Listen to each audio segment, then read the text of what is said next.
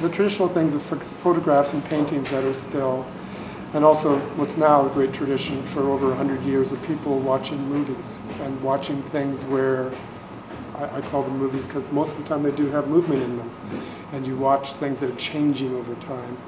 And I'm very interested in trying to find something where the two things almost seem to meet, where there's a bridge between those two things.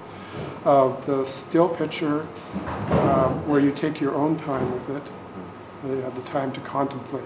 And people used to do that a lot more than most people do now, or have a painting and study it for a long period of time.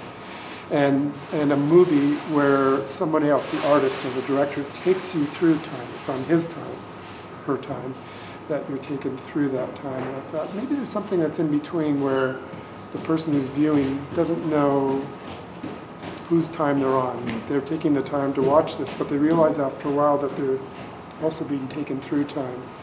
But there's enough stillness in the thing that, especially with the big long ones where you look here and you look there and things are changing, you control what you're looking at much more so than you would in a movie, because any kind of movement is the thing that you go to look at. And I think it's an interesting area that's not explored that much, so I will continue to explore it until somebody else starts doing it better.